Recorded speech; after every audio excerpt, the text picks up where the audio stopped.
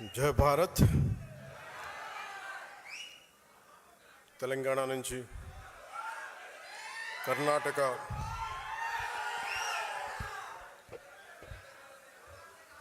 కేరళ, తమిళనాడు, దాదాపు ఈ రాష్ట్రాల నుంచి ఇంకా యూపీ కొన్ని చోట్ల కూడా ఎక్కువ సంఖ్య లేకపోవచ్చే కానీ అది ఒక 25-50 అవ్వచ్చేమో కానీ తెలంగాణలో మొదలెట్టిన జనసేన ప్రస్థానం అటు కేరళ, కర్ణాటక, మహారాష్ట్ర,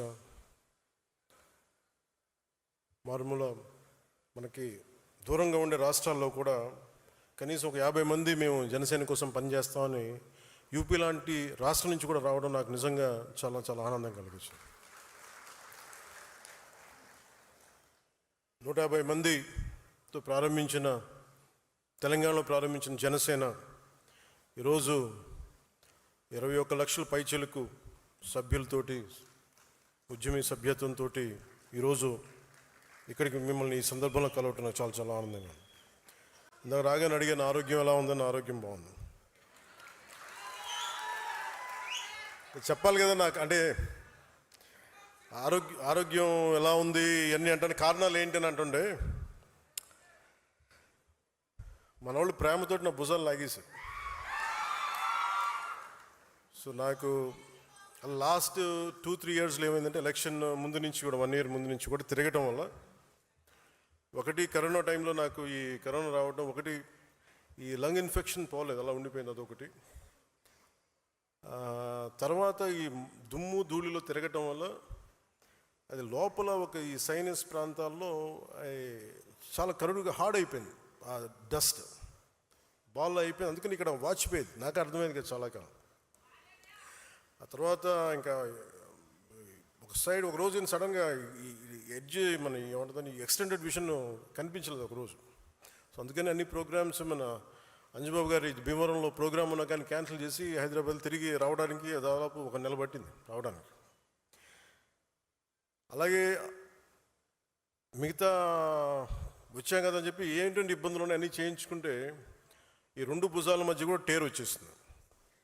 వాళ్ళు అడిగారు ఎట్లా క్యాల్సిఫికేషన్ కూడా వచ్చేసింది 2 భుజాలు, మన భుజాల్లో ఎట్లా వచ్చింది అని అడిగితే ఏం లేదు, నన్ను మా వాళ్ళు ప్రేమతో లాగేశారు అన్న అని చెప్పి, ఒకళ్ళు ఇట్లా లాగుతారు అట్లా లాగుతారు.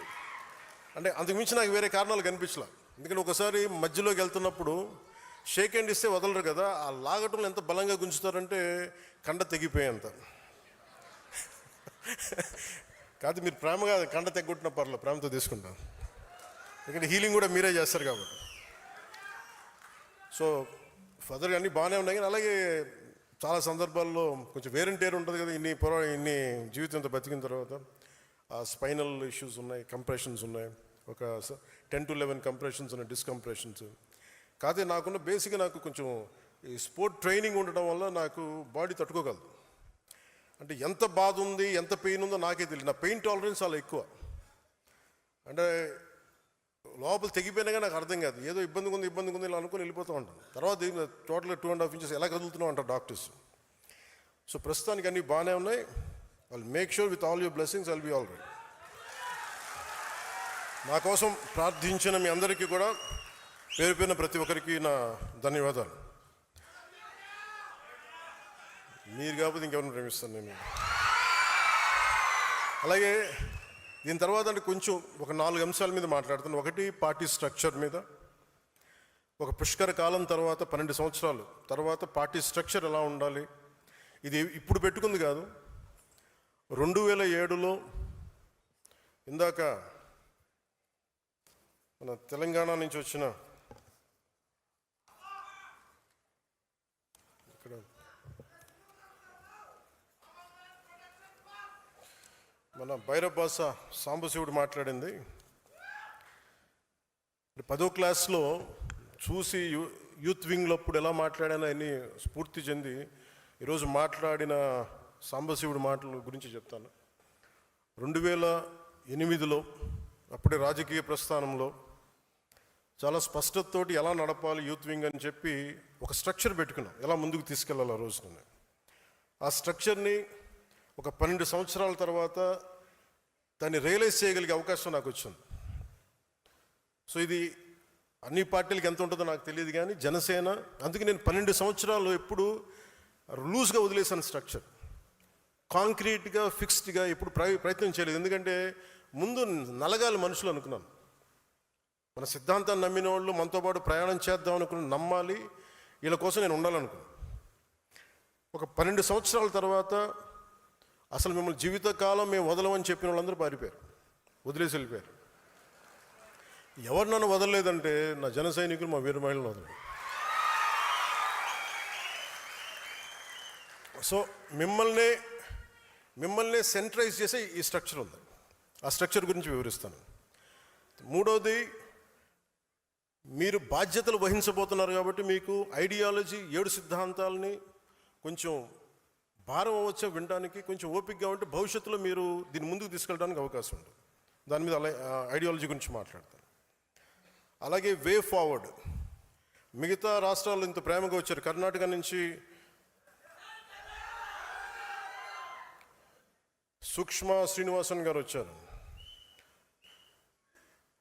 మిగతా రాష్ట్రాల్లో మనం ఎంత చేయగలం, ఏ మేరకు మనం మద్దతు తెలపగలం, ఒక పక్క స్టేట్కి మనం జనసేన నుంచి ఇక్కడ కూర్చొని ఏం చేయగలం, దట్ విల్ హ్యావ్ దానికి ఒక దారి వెతుకుతాం. అలాగే వే ఫార్వర్డ్లో ఈ అలయన్స్ ప్రభుత్వం, ఎన్డీఏ అలయన్స్ ప్రభుత్వం, తెలుగుదేశం, భారతీయ జనతా పార్టీ, జనసేన, ఈ అలయన్స్లో ఆంధ్రప్రదేశ్కి సంబంధించి ఈ వే ఫార్వర్డ్ ఎట్లాగా, లోకల్ బాడీస్ ఎలాగా, ఆ అలయన్స్ ఏర్పడటానికి వచ్చిన పరిస్థితులు వివరిస్తూ భవిష్యత్తు ఎలా ఉండాలని చాలా స్పష్టంగా మీకు తెలియజేస్తాను. అలాగే భారతదేశం, మొన్న మోదీ గారు మెసేజ్ చూశారు అందరూ, దాన్ని జనసేన తరపు నుంచి మనం ఎలా ముందుకు తీసుకెళ్ళాలి, ఈ 2 మీకు తెలియజేస్తాను. ఈరోజు ఇన్ని వేల మంది జనసేన సాధకులతోటి సమావేశం కావడానికి ప్రధాన కారణం, జనసేన పార్టీని క్షేత్రస్థాయిలో ఇది నా పార్టీ అన్న భావంతో భుజాన మోస్తుంది మీరే. పార్టీ భావజాలాన్ని ప్రజల్లోకి తీసుకెళ్లి పార్టీ బలోపేతానికి కీలక పాత్ర పోషిస్తున్నది కూడా జనసేన సాధకులు, ఉద్యమీలు. నేను పార్టీ స్థాపించినప్పుడు నా వద్ద కేవలం ఒక భావజాలం, ఎలాంటి ప్రతికూల పరిస్థితులనైనా ఎదుర్కొనే ధైర్యం, ప్రజల జీవితాల్లో, సమాజంలో మార్పు తీసుకురావాలనే ఒక నిబద్ధత మాత్రమే ఉన్నాయి. ఆ సమయంలో నీ వెంట మేము ఉన్నామని నిలబడ్డ 150 మంది సన్నిహితులు కావచ్చు, నా జన సైనికులు కావచ్చు, నా ప్రాణం కావచ్చు, వాళ్ళే నిలబడ్డారు. ఈరోజు జనసేన వెంట ఐడియాలజీ, కరేజ్, కమిట్మెంట్ కలిగిన దాదాపు 20,000 మంది సాధకుల సమూహం నిలబడి ఉంది. దాదాపు 21.5 లక్షల పైగా జన సైనికులు, వీర మహిళల్ని ఉద్యమ సభ్యులుగా చేర్చి ఒక్కడిగా ప్రారంభమైన జనసేనని ఈ రోజున 21.5 lakhsతో బలమైన జన సైన్యంగా తీర్చిదిద్దడంలో మీ పాత్ర చాలా కీలకం. కేవలం ఆంధ్రప్రదేశ్, తెలంగాణనే కాకుండా తమిళనాడు, కర్ణాటక, కేరళ, మహారాష్ట్ర, ఒరిస్సా, ఉత్తరప్రదేశ్ రాష్ట్రాల నుండి కూడా దాదాపు 10,000 మంది పైగా ఉద్యమి సభ్యత్వం తీసుకున్నారు. జనసేన భావజాలం ఒక్క తెలుగు రాష్ట్రాలకి పరిమితం కాదు, మనది జాతీయ సమగ్రత, జాతీయ భావాలున్న పార్టీ. అందుకే ప్రతి ప్రాంతం నుండి మనకి ఆదరణ లభిస్తుంది. ఒక వ్యక్తికి పార్టీ సభ్యత్వం ఇచ్చి అతన్ని పార్టీ భావజాలం వైపు ఆకర్షించాలంటే ముందుగా మీలో బలమైన నాయకత్వపు లక్షణాలు ఉండాలి. మీలో ఆ లక్షణాలు ఉన్నాయి కాబట్టి ఈరోజు జనసేన పార్టీ కేవలం నాయకత్వంపై ఆధారపడకుండా సంస్థాగతమైన బలమైన జన సైనిక సమూహంతో ఎదిగే పార్టీగా అవతరించింది. అందుకే మిమ్మల్ని సాధకని పిలవాలని నిర్ణయించుకున్నాను. ఏదైనా ఒక కార్యాన్ని చిత్తశుద్ధితోటి, అంకిత భావంతో, లక్ష్యంతో సాధించేవారే సాధకులు. జనసేన లక్ష్యాన్ని సాధించే క్షేత్రస్థాయి నాయకత్వం మటుకు ఇక్కడున్న సాధకులదే. నేను ప్రతిసారి ఒకటే మాట నిలబడి చెప్తా ఉంటాను, 1 man's courage makes a majority. ఈరోజు మీరు ఆ మాట నిజం చేసి చూపించారు. తేనెటీగల సమూహం కలిసి ఒక తేనెతిట్టుని నిర్మించినట్టే జనసేన సాధకులు, క్షేత్రస్థాయి నాయకులు కలిపి జనసేన పార్టీ నిర్మాణంలో ఒక కీలక ఘట్టాన్ని పూర్తి చేశారు. మొన్న వైజాగ్లో జరిగిన సేనతో సేన అనే సమావేశంలో ఒక జన సైనికుడు మాట్లాడుతూ, మా ఊరికి నేనే పవన్ కళ్యాణ్, ప్రతి సమస్యకి నీ దాకా రానన్నయ్య అని చెప్పినప్పుడు ఇది నేను కోరుకున్న పార్టీ నిర్మాణం అనిపించింది. విజయనగరంలో హుస్సేన్ అని ఒక ముస్లిం యువ జన సైనికుడు కార్పొరేటర్గా పోటీ చేశాడు. ఓడిపోయినా సరే అక్కడ ప్రజా సమస్యల పరిష్కారానికి కార్పొరేటర్ కంటే ఎక్కువగా కృషి చేస్తూ ప్రతి మంగళవారం ఒక సమస్యను అధికారుల దృష్టికి తీసుకెళ్లి పరిష్కరిస్తున్నాడు. అందుకే అతన్ని మంగళవారం హుస్సేన్ అంటారు. హుస్సేన్ లాంటి పోరాట స్ఫూర్తి ఉన్న వ్యక్తికి ఒక ఆయుధం ఇస్తే ఇంకా బలంగా పోరాడతాడు. ఆ ఆయుధమే జనసేన. ఇలాంటి వ్యక్తుల్ని నేను కోరుకుంటా ఉన్నాను. అలాగే తెలంగాణ నుంచి నల్లమల చెంచుపెంటకు చెందిన శివాని 18 ఏళ్ళ యువకుడు కావచ్చు, అరకు పాడేరు ప్రాంతంలో నక్సలైట్ అవుదాం అనుకున్న ఒక బాబురావు కావచ్చు, వీరికి రేపటిపై నమ్మకం కల్పించింది జనసేన. అది పర్టికులర్లీ వల్నరబుల్ ట్రైబ్ గ్రూప్ వర్ణానికి చెందిన బాబురావు ఈరోజు నక్సలిజం ఆలోచనలు వదిలి ప్రజాస్వామ్య వ్యవస్థపై నమ్మకం పెట్టుకొని జనసేన తరపున వార్డు మెంబర్గా గెలిచి ఉప సర్పంచ్గా ఎదిగాడు. ఇలా నన్ను కదిలించే సక్సెస్ స్టోరీస్ చాలా ఉన్నాయి. జనసేన అనేది ఒక రోజులో పుట్టింది కాదు, ఒక 25 ఏళ్లుగా నాలో రగులిన ఒక ఆలోచనలకి ప్రతిరూపం. నేను ఏ స్థాయి నాయకుడిని అవ్వాలని ఆస్తి జనసేన పార్టీ పెట్టలా. నా వల్ల సాధ్యం అవ్వలేదు. నా మీద నమ్మకంతో నాతో నడిచిన మీ అందరికీ ఈ విజయాల్లో నేనెంత భాగస్వామ్యం నాకుందో మీకు అంతే సమాన భాగస్వామ్యం. ఏ రాష్ట్రానికి వెళ్ళినా జనసేనకి ప్రత్యేకమైన గౌరవం ఉంది. పార్టీ మద్దతు కోరుతారు. అది మహారాష్ట్ర కావచ్చు, తమిళనాడు కావచ్చు, కర్ణాటక కావచ్చు. గత ఏడాది మహారాష్ట్ర ఎన్నికలు ప్రచారానికి వెళ్ళినప్పుడు ఎన్డీఏ అభ్యర్థులు మనం వెళ్ళిన చోట దాదాపు 95% స్ట్రైక్ రేట్ సాధించారు. జనసేన మద్దతు ఉపయోగపడిందని చెప్పినప్పుడు అది చాలా చాలా ఆనందాన్ని ఇచ్చింది. ఈ విజయం ఒక్క రోజులో రాలేదు. దశాబ్దన్నర కాలం పాటు మనం నలిగిపోయాం, వైఫల్యాలు చూసాం, గుండాలని ఫ్యాక్షన్ రాజకీయాలను తట్టుకుని ఇక్కడ దాకా వచ్చాం. ఈ మధ్యన పక్క రాష్ట్రంలో అక్కడ ఒక పార్టీ పెట్టి విజయం సాధించి ముఖ్యమంత్రి అవ్వగానే మన ఆంధ్రప్రదేశ్లో చాలామంది మీరు కూడా అలా చేసి ఉండాల్సిందని చెప్పి నాకు తెగ మెసేజ్లు పంపిస్తూ ఉన్నారు. ఊళ్ళో పెళ్ళికి ఏదో హడావుడి ఉంటారు కదా,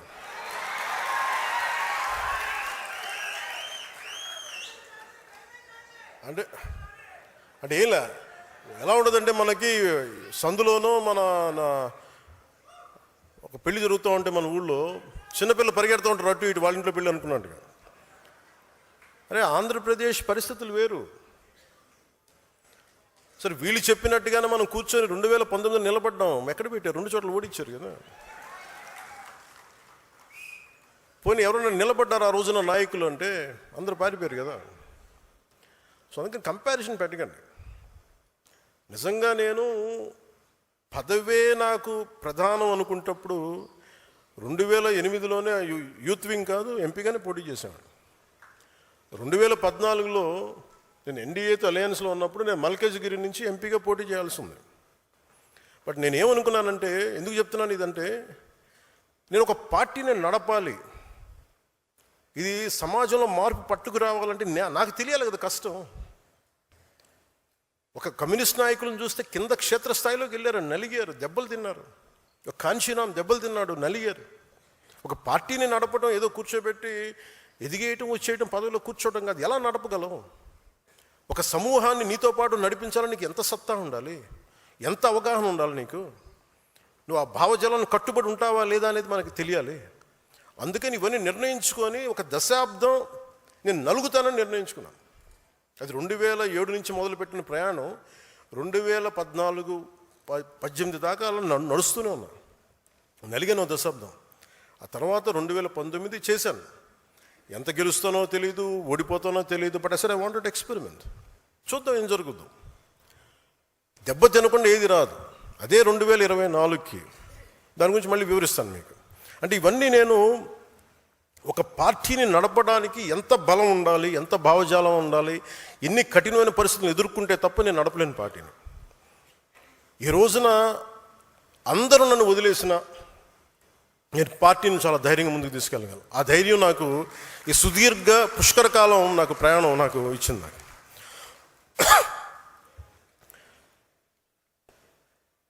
మీలో నుంచి నాకు బలమైన నాయకులు రావాలి. ఈరోజు 100 మందికి సభ్యత్వం నమోదు చేసే స్థాయికి ఎదిగారు. రేపు వారిని ముందుండి నడిపించే నాయకత్వ బాధ్యతలను కూడా మీరే తీసుకునేలా నాయకత్వ లక్షణాలను మీరు అలవర్చుకోవాలి. ట్రెడిషనల్ పాలిటిక్స్ వర్సెస్ జనసేన అనేది ఎలా ఉంటుంది? జనసేన పార్టీని మీరు దేశంలో ఏ ఇతర రాజకీయ పార్టీతో పోల్చలేరు. జనసేన ఒక లెఫ్ట్ వింగ్ కాదు, రైట్ వింగ్ కాదు, అది వామపక్ష భావజాలం కాదు, లేదంటే దాన్ని ఒక రైట్ వింగ్ ఐడియాలజీ కాదు. రెండింటిని ఉన్న మంచి ఆలోచనల్ని సమన్వయం చేస్తూ ఒక middle path committed ideology Janasena. నేను సిపిఎఫ్ అనే స్టార్ట్ చేసినప్పుడు ఒక భగత్ సింగ్ పెట్టుకున్న స్ఫూర్తిగా చంద్రశేఖర్ ఆజాద్, సుభాష్ చంద్రబోస్, బాల్ గంగాధర్ తిలక్, ఝాన్సీ లక్ష్మీబాయి వంటి యోధులు స్ఫూర్తితో పాటు, పోరాట యోధుల స్ఫూర్తితో పాటు గాంధీజీ గారిను, ఒక నాని పాల్కీవాలా, లోక్ నాయక్ జయప్రకాష్ నారాయణ్, అలాంటి సంఘ సంస్కర్తల ఆలోచనలు, నాయకుల ఆలోచనలు, స్వామి వివేకానంద, నారాయణ గురు లాంటి మహనీయులు వారి ఆలోచనలు, ఇలా అనేక అంశాలని సమన్వయం చేసి నిర్మించబడింది పార్టీ జనసేన. సో జాతి పోరాట స్ఫూర్తి, రాజ్యాంగ నిర్మాతల ఆశయాలు నిజం చేయడంతో పాటు భవిష్యత్ తరాల కోసం ఆలోచించే ఒక బలమైన భారత్ని నిర్మించడంలో మన వంతు కృషి చేయడం, అది జనసేన లక్ష్యం. ఉదాహరణకి కర్ణాటకలో కాంగ్రెస్ ప్రభుత్వం ఉన్నా, ఇక్కడ ఎన్డీఏ ప్రభుత్వం ఉన్నా, రైతులు, అటవీ ప్రాంత ప్రజలు ఏనుగులు దాడితో ఇబ్బందులు పడుతున్నారని తెలిసి కర్ణాటక ప్రభుత్వంతో చర్చించి కుంకి ఏనుగులు తీసుకురాగలిగామంటే, జనసేన మాట్లాడితే అది మనల్ని విభేదించే కాంగ్రెస్ నాయకులైనా చాలా సెన్సిబుల్గా మాట్లాడితే పంపిస్తారని అనటానికి ఈరోజు మనకి ఆ కుంకి ఏనుగులు ఇక్కడ తీసుకురావడం. వ్యక్తులపై ద్వేషంతో రాజకీయాలు చేయదు జనసేన. ప్రజా సమస్యలపై పరిష్కారం మన ప్రథమ లక్ష్యం. జనసేన 7 సిద్ధాంతాలని మదనం చేసి రూపొందించిన కొందరు జనసేన ఎందుకు కులాలు మతాల గురించి మాట్లాడుతుంది, మళ్ళీ కులాలకి అతీతమైన రాజకీయాలు అని అంటూ ఉంటారు. కులాల్లో ఉన్న అసమానతలు, అన్యాయాలు, మతాల మధ్య ఉన్న భేదాభిప్రాయాలను చర్చించి అర్థం చేసుకొని పరిష్కరిస్తేనే కదా సమానతను కూడిన సమాజాన్ని నిర్మించగలం. కేవలం ఒక కులాన్ని కావచ్చు, కొన్ని కులాలని కావచ్చు, ఒక మతాన్ని కావచ్చు ఓట్ బ్యాంక్ చూసేవాళ్ళు ఈ విషయంపై దాటేస్తారు. నాకు ఆ భయం లేదు, నాకు మొహమాటం కూడా లేదు. నాకు అరకులోని పీవీటీజీ వర్గాలు, శ్రీశైలం అడవుల్లోని చెంచులు, సరైన గుర్తింపు లేని బుడగ జంగాలు, గౌరవం కోరుకుంటున్న రెల్లి వర్గాల కోసం న్యాయం జరగాలి నేను బహిరంగంగా మాట్లాడతాను. ఆ విషయాన్ని మీరు అర్థం చేసుకోవాలి, అర్థమయ్యేలా మన ప్రజలకు వివరించగలగాలి.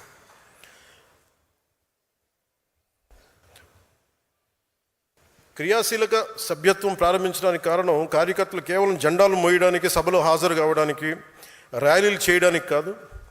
నా దృష్టిలో కార్యకర్తలే బలమైన పిల్లలు. మీరే దానికి మీరు లేకపోతే పార్టీ మనుగడకి కష్టం. అందుకని నేను మీకు సంబంధించి మీరు అండగా ఉండాలి, మిమ్మల్ని ముందుకు తీసుకెళ్ళాలి. దాంతో సమాజంలో మార్పుకి తొలి అడిగేసే సారథి ఉద్యమి, మన నాయకత్వానికి దృఢమైన పునాది ఉద్యమి, ప్రజల్లో చైతన్యానికి ప్రతీక ఉద్యమి, యువత సంకల్పానికి ప్రతిరూపం ఉద్యమి, మార్పును సాధించే నాయకత్వం ఉద్యమి, న్యాయం వైపు నిలబడే నిర్భయం ఉద్యమి, జనసేన ఉద్యమి వారధి ఉద్యమి. ఏ పార్టీ అయినా మీకు నిలబడిపోవాలి అంటే సంస్థాగతంగా బలపడాలి. ఆ సంస్థలు ఎలా ఉండాలి? నేను పార్టీ నిర్మాణం ఎప్పటికప్పుడు జరుగుతూనే ఉంది. It's one man driven party కాదు, ఒక కుటుంబం నడిపే పార్టీ అవ్వకూడదని నా లోపల నుంచి నేను కోరుకుంటా ఉన్నా, గుండె లోతుల నుంచి. భవిష్యత్తు ఈరోజు నేను ఒక్కనే నడుపుతున్నాను, కానీ ఒక రోజున ఇది ప్యూర్లీ ఐడియాలజికలీ డ్రివెన్ పార్టీగా ఉండాలి. అందుకనే నేను ఇది మీ అందరికీ స్థానం కల్పించే పార్టీ కావాలి. సగటు మధ్యతరగతి మనిషి కూడా దీన్ని నడిపే స్థాయికి రావాలి. మధ్యతరగతి మనిషి విలువలు, వారి ఆలోచన విధానం పార్టీలో ఉండాలి. నేను ముందు పార్టీ పెట్టినప్పుడు నన్ను అర్థం చేసుకుంది, సిపిఎఫ్ని పెట్టినప్పుడు వామపక్ష భావజాలంతో ఉన్న ఒక హ్యూమన్ రైట్స్ లాయర్, కీర్తిశేషులు భువనగిరి చంద్రశేఖర్ గారు, అలాగే నేనంటే ఎంతో ఇష్టపడి ఒక గద్దర్ గారు, ఒక గుడిలో ఒక పూజారి, ఒక చెంచు యువకుడు, ఒక టిఫిన్ బండి, విజయనగరం ఒక టిఫిన్ బండి నడిపే యువకుడు, ఎక్కడో అమెరికాలో కూర్చున్న ఒక ప్రొఫెసర్, ఇలా ఒక్కళ్ళు కాదు అనేక డిఫరెంట్ గ్రూప్స్ నుంచి జనసేన భావజాలానికి ముందుకు వచ్చారు. నా దగ్గర ఉన్నది ఒక సమూహం, అది ఒక సేన, ఆ నిబద్ధతతో కూడిన సేన. దానిని నేను పార్టీని ముందుకు తీసుకెళ్ళాలి. ఎలా తీసుకెళ్ళాలంటే ఫస్ట్ భావమే కాబట్టి ఆ భావాన్ని బలంగా పట్టుకునే వాళ్ళని ఫస్ట్ వాళ్ళ ముందు ఈ సమూహం ముందు ఉంటారు. వాళ్ళని నేను ఈరోజును జనసేన రక్షాదళ్గా చూడాలనుకుంటున్నాను. జనసేన ఏ ఉద్దేశంతో అయితే ప్రారంభించబడిందో, ఏ ఉద్దేశాలనైతే దారి తప్పకుండా కాపాడే సమూహం ఇది. అవసరమైతే క్షేత్రస్థాయిలో పోరాటం చేసే సిద్ధాంతం బలం కలిగిన సైన్యం ఇది. వీళ్ళకి అనుసంధానమైందే వాళ్ళకి ఫుట్ సోల్జర్స్ బ్లాక్, అంటే భావాన్ని పట్టుకొని కూర్చునే వాళ్ళు, అలాగే ఆ భావాన్ని అవసరమైతే క్షేత్రస్థాయిలో నిలబడి పోరాటం చేయగలిగే వాళ్ళు నిర్వాహక్ దళ్. అలాగే దీన్ని ఒక పొలిటికల్గా ముందుకు తీసుకెళ్లాలంటే, ఒక పొలిటికల్ బ్లాక్గా చూడాలంటే పరిపాలక దళ్. అంటే రక్షాదళం, నిర్వాహక దళం, పరిపాలక దళం. ఒక ideological block, foot soldiers block and political block. ఈ పిరమిడ్ మీదే ఈ స్ట్రక్చర్ ఉండబోతుంది.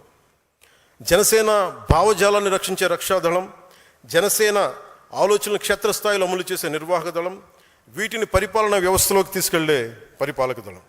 నేను మెంబర్ టు లీడర్ అన్నప్పుడు నా ఉద్దేశం ఏంటంటే, ఇది అందరికీ ఒక వేదిక కావాలి. ఎవరైనా ఎక్కడి నుంచి అయినా సరే ఒక నాయకుడిగా ఎదగగలగాలి. అది పంచాయతీ నుండి పార్లమెంట్ వరకు కార్యకర్త నాయకుడిగా ఎదగడానికి అవకాశాలు ఉండాలి. కానీ సడన్గా ఎవరు తీసుకొచ్చారు, మా ఇంట్లో ఉంటాడు, నాతో పాటు చాలా క్లోజ్గా ఉంటాడు, వాళ్ళకి పదవి ఇచ్చండి, అలా ఇవ్వడం కుదరదు. ఎందుకంటే నాతో పాటు ఉన్న 10 మందిని కూడా నేను 10 ఏళ్ళు పరీక్షించాను. ముందుగా మీరు క్షేత్రస్థాయి కార్యకర్తలుగా ప్రయాణించాలి, తర్వాత నాయకులు అవ్వండి, నాకు ఎలాంటి అభ్యంతరం. But you have to go through the process. ఆ ప్రాసెస్ని పొలిటికల్ ప్రాగ్మాటిజం పోకూడదు, కోర్ జన సైనిక్ భావజాలం నింపాలి.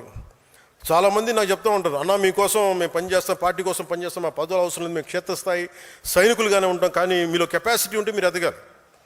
దానికి స్పష్టమైన విధి విధానాలు పెడదాం. ఎంతకాలం ఎన్ని కార్యక్రమాల్లో పాల్గొన్నా ఏం చేసాం అన్న దానికి ఒక వ్యవస్థ ఉంటుంది.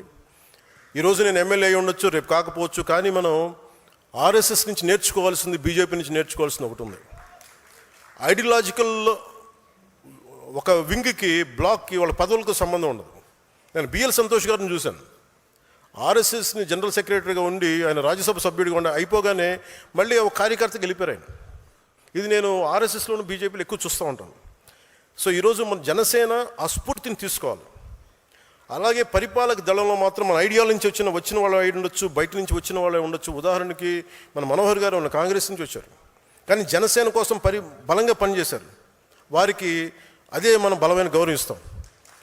అందుకే మెంబర్షిప్స్ కూడా సాధక్, ఉద్యమి, ప్రదాత అని పెట్టినట్టే ఈ విభాగానికి కన్వీనర్స్, కో కన్వీనర్స్ ఉంటే వారికి సంధాత అని పేరు పెట్టాం. విభాగాలు ఉన్నాయి.